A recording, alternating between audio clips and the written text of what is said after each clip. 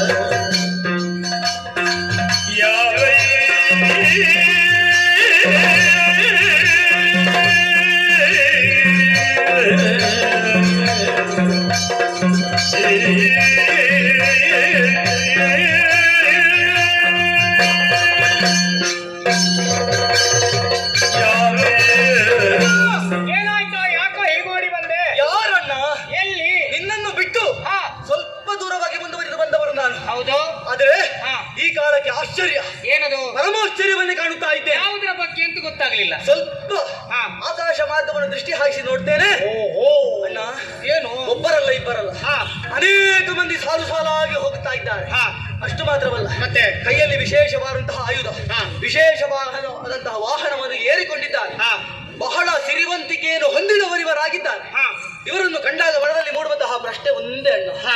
ಇವರಿಗೆ ಇಂತಹ ಸಿರಿವಂತಿಕೆ ದೊರಕಿದ್ದಾದರೂ ಹೇಗೆ? ಹಾ. ಇವರು ನಮ್ಮ ಪಾಲಿಗೆ ಮಿತ್ರರು ಹಾ. ಅಥವಾ ನಮ್ಮ ಪಾಲಿನ ಶತ್ರುಗಳು? ಹಾ. ಅವರು ಯಾಕೆ ಹಾಗೆ, ಹಾ. ನಾನು ಯಾಕೆ ಹೀಗೆ ಹಾ. ಎನ್ನುವಂತಹ ಪ್ರಶ್ನೆ ನನ್ನ ಮನದಲ್ಲಿ ಮೂಡಿದೆ ಅಣ್ಣ. ಹಾ. ಅದು ಪರಿಹಾರ ಆಗಬೇಕು ಅಂತ ಇದ್ರೆ ಹಾ. ಅವರು ಯಾರು, ಅವರು ಏನು, ಅವರು ಹೋಗುವುದಾದ್ರೂ ಎಲ್ಲಿಗೆ, ಹಾ. ಎಲ್ಲವನ್ನು ಕೂಡ ನೀವೇ ಹೇಳಬೇಕು. ಇವರ ಬಗ್ಗೆಯನ್ನು ತಿಳಿದುಕೊಳ್ಳೋದಕ್ಕಾಗಲಿಲ್ಲ ನಿನಗೆ ಅಲ್ವಾ? ಲಾಲಿಪುರನ್ನ ಸಗಾದ್ರೆ ಜಗದಿ ಮೇಲೆ ನಿಂದಿಯನಾಗ ಜಗದಿ ಮೇಲೆ ನಿಂದಿಯನಾಗ ನಾಗ ಬಾಲಕರೈ ಪಣಿ ಮಾಲನು ಸ್ವರ್ಗವಾರ ನಾಗ ಬಾಲಕರೈ ಪಣಿ ಮಾಲನು ಸ್ವರ್ಗವ ಪಾಲಿಸಿಯನು ಕರುಣಾಡು ಹೃದಯರಿಗೆ ಲಾಲಿಪುರನ್ನ ಜಗದಿ ಮೇಲೆ ನಿಂದಿಯನಾಗ ಜಗದಿ ಮೇಲೆ ನಿಂದಿಯನಾಗ ಲಾಲಿಪು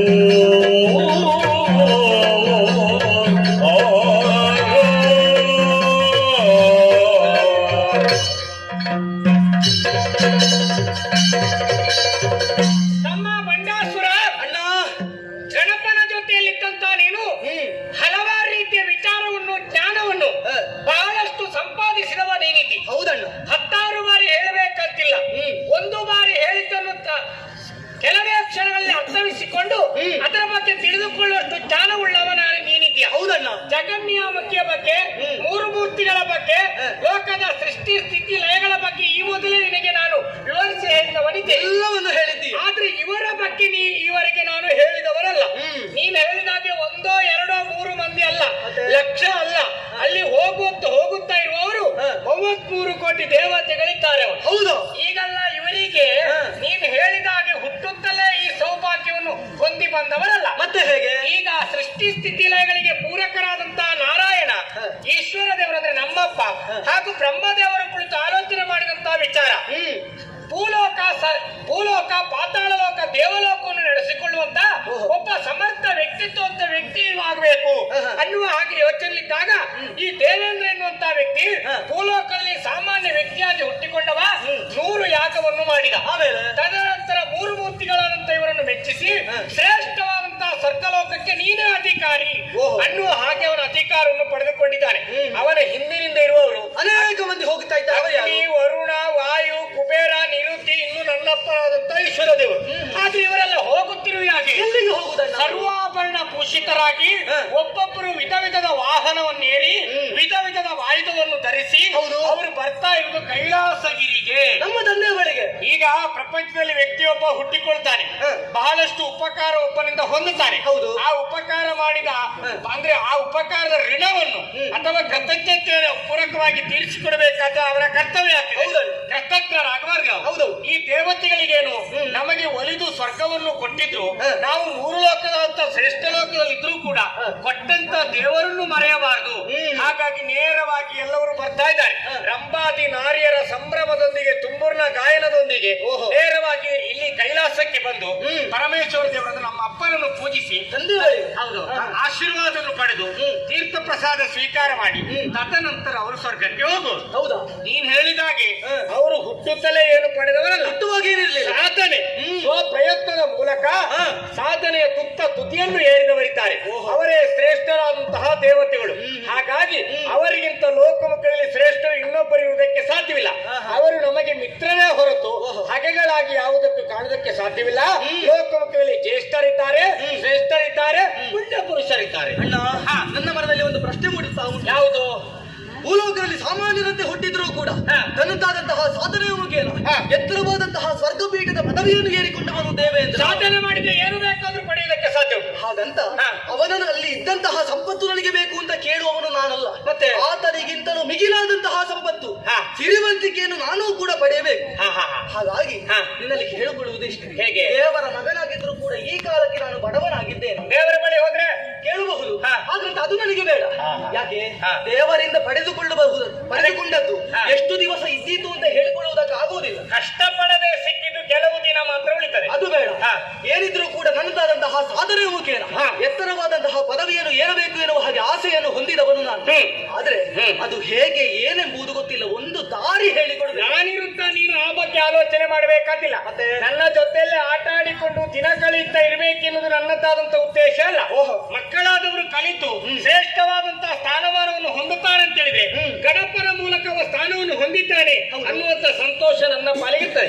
ಆದ್ರೆ ನಿನಗೆ ದಾರಿ ತೋರಿಸಬೇಕಲ್ಲ, ಯೋಚನೆ ಮಾಡಬೇಕಾದಂತ ಅಗತ್ಯವಿಲ್ಲ. ಮತ್ತೆ? ಕೈಲಾಸ ಲೋಕವನ್ನು ಬಿಡಬೇಕು, ಆಮೇಲೆ? ನೇರವಾಗಿ ಭೂಲೋಕದ ಗುಂಡಾರಣ್ಯವನ್ನು ಸೇರಬೇಕು. ಆಮೇಲೆ? ನಿದ್ರೆ ಆಹಾರ ಎಲ್ಲವನ್ನು ತೊರೆದು ಓಂ ನಮ ಶಿವಾಯ ಎನ್ನುವಂತ ಪಂಚಾಕ್ಷರಿ ಮಂತ್ರವನ್ನು ಜಪಿಸಬೇಕು.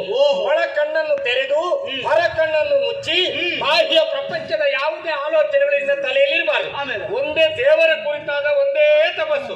ಆ ಕುರಿತಾಗಿ ಶಿವನ ತಪಸ್ಸನ್ನು ಮಾಡುತ್ತಾ ಒಂದಂತಾದೆ ಪ್ರತ್ಯಕ್ಷರಾದಂತಹ ಪರಮೇಶ್ವರ ದೇವರಲ್ಲಿ ನಿನಗೆ ಏನು ಬೇಕು ಎಷ್ಟು ಬೇಕು ಕೇಳಿಕೋ. ಅದೆಲ್ಲವನ್ನು ದೇವರು ನಿರ್ದಿಷ್ಟವಾದಂತಹ ಸಮಯ ಹೇಳುವುದಕ್ಕಾಗುವುದಿಲ್ಲ. ಆಗುದಿಲ್ಲ. 6 ವರ್ಷವೂ ಆಗ್ಬಹುದು, 10 ವರ್ಷವೂ ಕಳೆಯಬಹುದು, 18 ವರ್ಷವೂ ಮುಗಿಬಹುದು. ಆದ್ರೂ ಕೂಡ ನಾನು ಬಿಡುವುದಿಲ್ಲ. ಯಾವುದೇ ಮಳೆ ಚಳಿ ಗಾಳಿ ಎಂತದ್ದೇ ಬಂದ್ರು ಗುಡುಗು ಸಿಡಿಲು ತಲೆಗೆ ಅಪ್ಪಳಿಸಿದ್ರು ಇಂಥದ್ದು ಎಷ್ಟು ಮಾಡಿದ್ರು ನಾನು ಬಿಟ್ಟಿಲ್ಲ. ತಪಸ್ಸು ಬಿಡ್ಲಿಕ್ಕಿಲ್ಲ. ಇನ್ನ ನಿರಂತರ ತಪಸ್ಸೆನ್ನುವುದು ಹಾಗೆ ನಡೀತಾ ಇರಬೇಕು. ಮತ್ತೆ ನನ್ನ ಜೊತೆಗೆ ಬೆಳೆದವನಾದ ಕಾರಣ ನಾನು ವಿಘ್ನ ನಿವಾರಕನಿದ್ದೇನೆ. ಯಾವುದೇ ರೀತಿಯಂತ ವಿಘ್ನ ಬಂದರೂ ಅದನ್ನು ಪರಿಹರಿಸುವಂತಹ ಸಾಮರ್ಥ್ಯ ನಿನಗಿರಲಿ ಅನ್ನುವುದಕ್ಕಾಗಿ ವಿಘ್ನ ನಿವಾರಕರು ವಿದ್ಯಾಪ್ರದಾಯಕರಾದಂತಹ ನಾನು ಅನುಗ್ರಹಿಸ್ತೇನೆ. ಹೋಗು, ಹೋದಂತಹ ಕಾರ್ಯದಲ್ಲಿ ಶುಭ ನಿನಗಾಗಲಿ, ವಿಕ್ರಮಿಯಾಗಿ ಮಾಡು.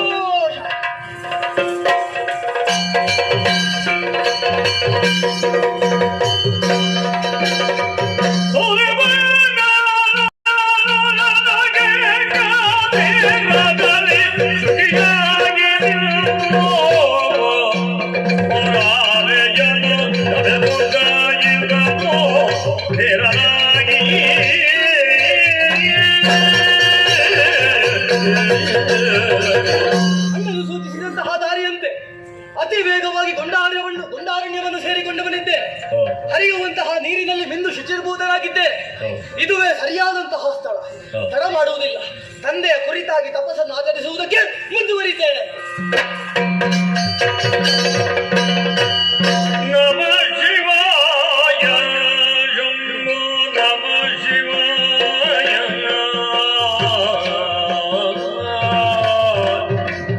ನಮ ಶಿವಾಯ ಹರ ಹರ ಶಂಭೋ ನಟನಾಲಂಕಾರ ಚಲ್ವ ಅಗತ್ಯ ಗೌತಮ ದೇವಿತ ಬೋಧ ಪಂಚಗಂಜನ ಜೌಲಗ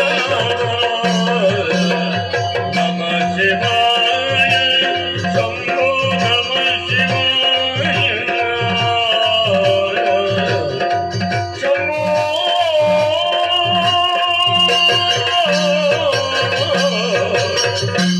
ಜಯ ಜಯ ಜಯ ಜಯ ಜಯ ಮೃತ್ಯುಂಜಯಾಯ ರುದ್ರಾಯ ನೀಲಕಂಠಾಯ ಶಂಭುವೆ ಸರ್ವೇಶಾಯ ಶರ್ವಾಯ ಮಹಾದೇವಾಯ ನಮೋ ನಮಃ. ಓ ಕೈಲಾಸವಾಸನೆ, ನಿನ್ನ ಮಗನಾದಂತಹ ಬಂಡಾಸುರ ನಿನ್ನ ಕುರಿತಾಗಿ ತಪಸ್ಸನ್ನು ಆಚರಿಸುತ್ತಾ ಇದ್ದೇನೆ. ನನ್ನದಾದಂತಹ ಭಕ್ತಿಗೆ ಒಲಿದು ಬಾ ತಂದೆ, ಒಲಿದು ಬಾ.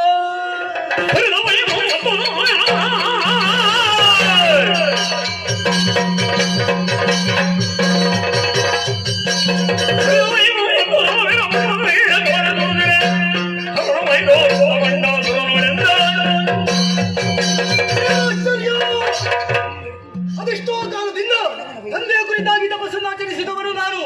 ನನ್ನದಾದಂತಹ ಭಕ್ತಿಗೆ ತಂದೆ ಒಲಿದು ಬರಲಿಲ್ಲವೇ? ನನ್ನ ತಪಸ್ಸು ವ್ಯರ್ಥವಾಗಿ ಹೋಯಿತೆ. ಇನ್ನು ನಾನು ಬದುಕಿ ಏನು ಪ್ರಯೋಜನ? ಹಿಡಿದಂತಹ ಕಟಾರಿಯಿಂದ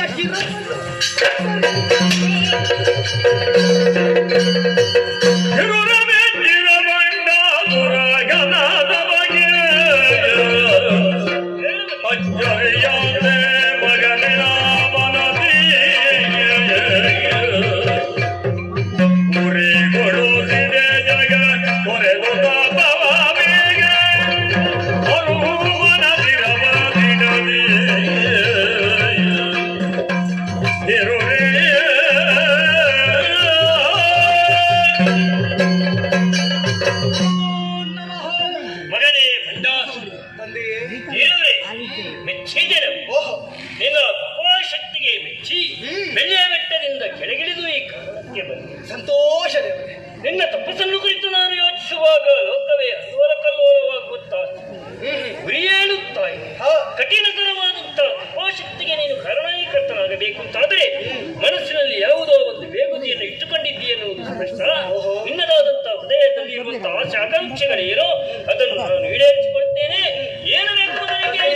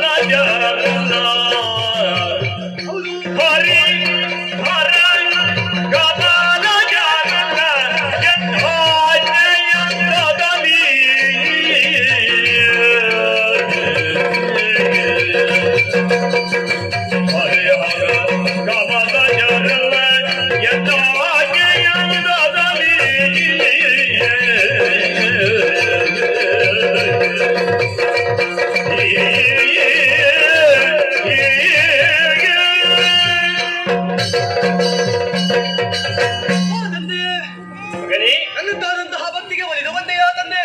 ಹೌದಾ? ಸಂತೋಷ ಕೊಟ್ಟಿದ್ದೇನೆ. ಮನದಲ್ಲಿ ಮೂಲವಾದಂತಹ ಉದ್ದೇಶವನ್ನು ಇರಿಸಿಕೊಂಡು ನಿನ್ನ ಕುರಿತಾಗಿ ತಪಸ್ಸನ್ನು ಆಚರಿಸಿದವನು ನಾನು. ಏನು ಜಾತಸ್ಯ ಮರಣಂ ಧ್ರುವಂ. ಹುಟ್ಟಿದಂತಹ ಪ್ರತಿಯೊಂದು ಜೀವಿಯೂ ಕೂಡ ಒಂದಲ್ಲ ಒಂದು ದಿವಸ ಸಾಯಲೇಬೇಕು. ಆದ್ರೆ ನನಗೆ ಹಾಗಲ್ಲ. ಸುರ, ನರ, ಕಿನ್ನರ, ಕಿಂಪುರುಷ, ಉರಗ, ಸಿದ್ಧ, ಸಾಧ್ಯ, ಗರುಡ, ಗಂಧರ್ವ ಇಂಥವರು ಯಾರಿಂದಲೂ ಕೂಡ ನನ್ನ ಪಾಲಿಗೆ ಮರಣವು ಬರಕೂಡದು ಅನ್ನುವಲ್ಲಿಗೆ ಮುಗಿಯುವುದಿಲ್ಲ. ನನ್ನನ್ನು ವಿರೋಧಿಸಿ ಯಾರಾದರೂ ನನ್ನೊಂದಿಗೆ ಯುದ್ಧ ಮಾಡುವುದಕ್ಕೆ ಮುಂದಾಗುತ್ತಾನೋ ಆತನ ಅರ್ಧ ಶಕ್ತಿ ನನ್ನದ್ದಾಗಬೇಕು. ಅಲ್ಲಿಗೆ ಮುಗಿಲಿಲ್ಲ. ಮೂರು ಮೂರ್ತಿಗಳು ನೀವು ಮಾಡುವಂತಹ ಮೂರು ಉದ್ಯೋಗ, ಸೃಷ್ಟಿ, ಸ್ಥಿತಿ, ಲಯ, ಈ ಮೂರು ಉದ್ಯೋಗವನ್ನು ಕೂಡ ಏಕಕಾಲದಲ್ಲಿ ನಾನು ಮಾಡುವ ಹಾಗೆ ದಯಪಾಲಿಸಬೇಕು.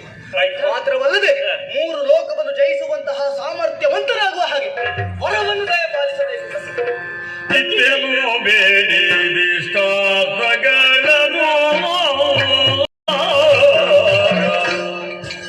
ಮೃತ್ಯುವಿಲ್ಲದೆ ಅರವತ್ತೋ ಸಾವಿರ ಬರುಗ,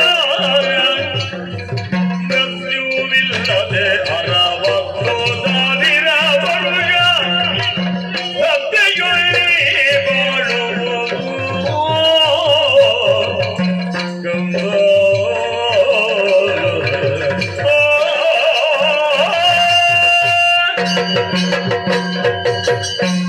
ಬಂದಾಸುರ, ನನ್ನ ನೆಚ್ಚಿನ ಶರಣನು ಮನಮೆಚ್ಚಿದ ಮಗನು ನೀನವು. ಭಕ್ತಿಯ ಪರಕಾಷ್ಠೆಗೆ ಬಳಿದ ನಾನು ನಿನ್ನ ಅಭಿಪ್ರಾಯಗಳನ್ನು ಕೇಳಿದೆ. ಮುಂದಿನ ಭವಿಷ್ಯದಲ್ಲಿ ಉಜ್ವಲವಾದಂತಹ ಶಿಖರವನ್ನು ಸೇರಿಕೊಳ್ಳಬೇಕು ಎನ್ನುವ ಮಹತ್ವಾಕಾಂಕ್ಷೆಯನ್ನು ಹೊಂದಿಕೊಂಡವು. ನಿನ್ನ ಆಸೆ ತಪ್ಪಲ್ಲ, ಆದರೆ ಆಗಬೇಕು ಎನ್ನುವ ಧ್ಯೇಯ ನನ್ನದು. ನಿನ್ನ ಗುಣವೃತ್ತಿಯನ್ನು ಕಂಡು ಸಂತೋಷಗೊಂಡವರು ಸಾಧನೆಯ ಮೂಲಕವಾಗಿ ಎತ್ತರವಾದ ಶಿಖರವನ್ನು ಸೇರಿಕೊಳ್ಳಿದೆ.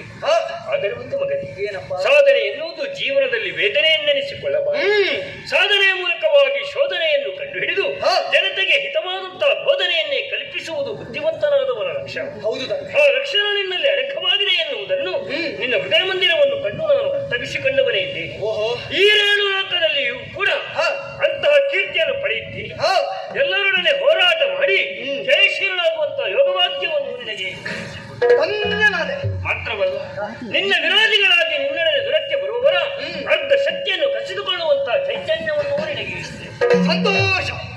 ಸಂಕಲ್ಪ ಮಾತ್ರದಲ್ಲಿ ಹ, ಸೃಷ್ಟಿಸುವ, ಪಾಲಿಸುವ, ಲಯಗೊಳಿಸುವ ಹಾ. ಮೂರು ಮೂರ್ತಿಗಳ ಹೊಣೆಗಾರಿಕೆಯನ್ನು ಕೇಳಿಕೊಳ್ಳ. ನನ್ನದಾಗಿದೆ. ಹಾಗಿದ್ದಲ್ಲಿ ಯಾವಾಗಲೂ ನಿನಗೆ ಅಗತ್ಯ ಬಿದ್ದಾಗ ಮಾತ್ರ ಸಂತೋಷ. ಅವಕಾಶವನ್ನು ಕೃತಾರ್ಥನಾದೆ.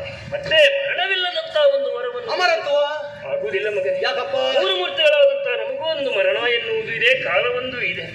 ಹಾಗಿದ್ರೆ ನನ್ನ ಮಗನಾದ ನೀನು ಚಿರಂಜೀವಿ ಸ್ಥಾನವನ್ನು ಕೊಡಬೇಕು ಎನ್ನುವ ನೆಲೆಯೂ ಅಲ್ಲ, ಮತ್ತೆ ಲೋಕದಲ್ಲಿ ಶಾಶ್ವತವಾಗಿ ಉಳಿಯಬೇಕು ಎನ್ನುವುದು ಅಲ್ಲ. ಹಾಗಿದ್ರೆ ನಿನಗೆ ಎಷ್ಟು ವರ್ಷ ಎನ್ನುವುದೇ ಇಲ್ಲಿ ಪ್ರಾಮುಖ್ಯ.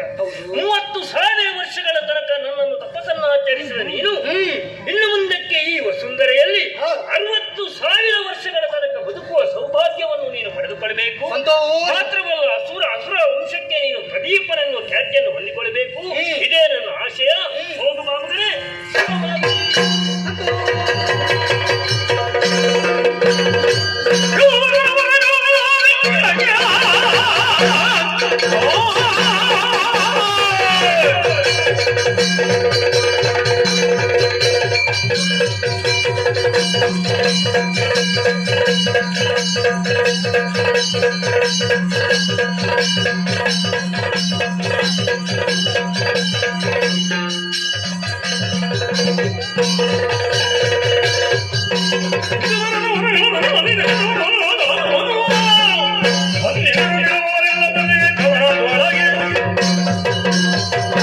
ಬೇಕಾದಂತಹವರನ್ನು ಪಡೆದುಕೊಂಡಿದ್ದೇನೆ. ಸಂತೋಷದ ವಿಚಾರ ನಮ್ಮಲ್ಲಿ ತಿಳಿಸಬೇಕು.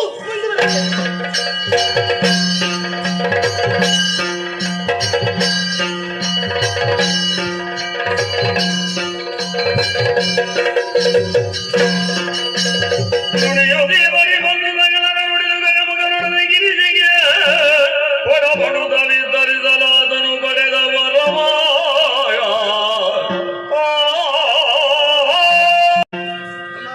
ಗಂಡಾಸುರ ಹೊಂದಿಸಿಕೊಂಡಿದ್ದೇನಮ್ಮ. ಅವಾಗಲೇ ಮಗನೇ ನಿನ್ನಲ್ಲಿ ಈ ರೀತಿ ಧಾವಿಸಿ ಬರುವುದಕ್ಕೆ ಬಲವಾದಂತಹ ಕಾರಣ ಏನು? ನಾನು ತಪಸ್ಸಿಗೆ ಹೋದಂತಹ ವಿಚಾರ ಅಣ್ಣನು ಹೇಳಿದ್ದಾನೆ. ಅದೇ ರೀತಿ ತಂದೆಯ ಕುರಿತಾಗಿ ತಪಸ್ಸನ್ನು ಆಚರಿಸುವುದಕ್ಕೆ ಗುಂಡಾರಣ್ಯವನ್ನು ಸೇರಿಕೊಂಡವನು ನಾನು. ಸರಿ, ಆ ಕಾಲಕ್ಕೆ ನನ್ನದಾದಂತಹ ಭಕ್ತಿಗೆ ತಂದೆ ಒಲಿದು ಬಂದಿದ್ದಾರೆ. ನಾನು ಕೇಳಿದಂತಹ ವರವನ್ನು ದಯಪಾಲಿಸಿದ್ದಾರೆ. ಮಾತ್ರವಲ್ಲ, 30,000 ವರ್ಷಗಳ ಕಾಲ ತಪಸ್ಸನ್ನು ಆಚರಿಸಿದಂತಹ ನನಗೆ 60,000 ವರ್ಷಗಳ ಕಾಲ ಬದುಕುವಂತಹ ಅವಕಾಶವನ್ನು ತಂದೆ ಮಾಡಿಕೊಟ್ಟಿದ್ದಾರೆ. ಸಂತೋಷ. ಈ ಸಂತೋಷದ ವಿಚಾರ ನಿನ್ನಲ್ಲಿ ತಿಳಿಸಬೇಕು ಎನ್ನುವ ಹಾಗೆ ಧಾವಿಸಿ ಬಂದಿದ್ದೆ.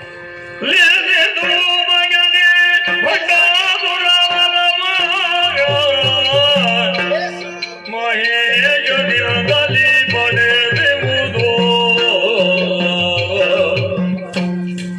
ದೇಶಿದರೆ ಮುಂದೆ ವಾದವಾದ್ಯನೋ ದೇಶಿದರೆ ಮುಂದೆ ವಾದವಾದ್ಯನೋ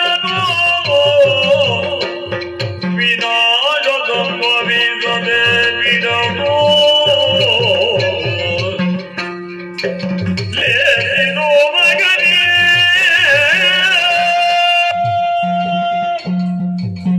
ನಿನ್ನ ಮಾತುಗಳನ್ನು ಕೇಳಿದಾಗ ಮನಸ್ಸಿಗೆ ಸಂತೋಷವಾಗುತ್ತಾ ಇದೆ. ಓಹೋ, ನನ್ನ ಪತಿದೇವರಿಂದ ತಪಸ್ಸಿನ ಮೂಲಕ ಬೇಕಾದಂತ ವರಗಳನ್ನು ಕೇಳಿ ಪಡೆದುಕೊಂಡಿದ್ದೇನಮ್ಮ.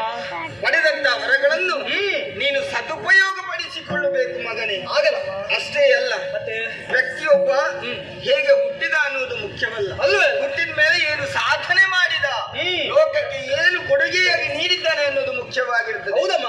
ಆದ್ದರಿಂದ ನಿನ್ನ ಸಾಧನೆಯ ಫಲ ನೀನು ಉಣ್ಣಬೇಕು. ಮಾತ್ರ ಅಲ್ಲ, ನೀನು ಲೋಕಕ್ಕೆ ಆದರ್ಶನಾಗಿರಬೇಕು. ಯಾವತ್ತೂ ಇನ್ನೊಬ್ಬರನ್ನು ಹಿಂಸಿಸಬಾರದು, ಇನ್ನೊಬ್ಬರ ಮನಸ್ಸನ್ನು ನೋಯಿಸಬಾರದು, ದುಷ್ಟರ ಸಂಘವನ್ನು ಮಾಡಬಾರದು, ಸಜ್ಜನರಿಗೆ ಸಹಕಾರಿಯಾಗಿ ನೀನು ಬದುಕಬೇಕು. ಆಗಲ್ಲಮ್ಮ. ಅಷ್ಟೇ ಅಲ್ಲ, ಮತ್ತೆ? ನೀನು ಇಲ್ಲೇ ಇರಬಾರ್ದು. ಅಮ್ಮ, ನಾನಿನ್ನು ಇಲ್ಲೇ ಇರುದು, ಎಲ್ಲಿಗೂ ಹೋಗುವುದೇ. ನೀನು ಇಲ್ಲಿಂದ ಹೋಗ್ಲೇಬೇಕು ಬೇಗ. ಎಂತದ್ದಮ್ಮ, ಈಗಷ್ಟೇ ವರವನ್ನು ಪಡೆದುಕೊಂಡು ಮನೆಗೆ ಬಂದದ್ದಷ್ಟೇ, ಈಗಲೇ ಇಲ್ಲಿಂದ ಹೋಗುವೆನವಾಗಿ ಹೇಳ್ತೀಯಲ್ಲ. ಕಂದ, ಮತ್ತೆ ಎಲ್ಲಿಗೆ ಹೋಗುದಮ್ಮ? ನಾನು ಏನು ಮಾಡುವೆ? ಬಾಯಿಯೊಳಗಿನ ಕಪ್ಪೆ ಅಂತ ಇಲ್ಲಿದ್ರೆ ಏನು ಸಾಧನೆ ಮಾಡುವುದಕ್ಕಾಗುವುದಿಲ್ಲ. ಮತ್ತೆ ನಾನು ಎಲ್ಲಿಗೆ ಹೋಗ್ಬೇಕು? ಹೊರಗಿನ ಪ್ರಪಂಚವನ್ನು ನೀನು ನೋಡ್ಬೇಕು. ಅಂದ್ರೆ? ನಿನಗೆ ಸಾಧನೆ ಮಾಡುವುದಕ್ಕೆ ಅವಕಾಶ ಪ್ರಪಂಚ ನಿನಗೆ ಒದಗಿಸಿಕೊಡ್ತದೆ. ಅಂದ್ರೆ ಹೇಗಮ್ಮ? ಅಂದ್ರೆ ನೀನು ನೇರವಾಗಿ ಪಾತಾಳ ಲೋಕಕ್ಕೆ ಹೋಗ್ಬೇಕು. ಅಮ್ಮ, ಹಾ. ಪಾತಾಳ ಲೋಕಕ್ಕೆ ಹೋಗಿ ನಾನು ಏನು ಅಂತ ಸಾಧನೆ ಮಾಡುವುದಮ್ಮ? ನೀನು ಅಲ್ಲೇ ಇರಬೇಕು. ಅಂದ್ರೆ ಯಾಕೆ ಗೊತ್ತಾ? ಯಾಕಮ್ಮ? ಒಂದು ದಿವಸ ನಿನಗೆ ಯೋಗ್ಯ ಅಂತ ಗುರು ನಿನಗೆ ಸಿಗ್ತಾನೆ. ಆ ಗುರುಗಳಿಂದ ನಿನ್ನ ಜೀವನೋಪಾಯಕ್ಕೆ ಬೇಕಾದಂತ ಎಲ್ಲ ಉಪದೇಶಗಳು ನಿನಗೆ ಸಿಗುತ್ತದೆ. ಅಷ್ಟಿದ್ರೆ ಸಾಕು, ಮುಂದೆಲ್ಲ ನಿನಗೆ ತಿಳಿಯುತ್ತದೆ. ಅಮ್ಮ, ಆದ್ರೆ ಒಂದು ಏನು? ದುಷ್ಟರ ಸಂಘ ಮಾಡಬೇಡ.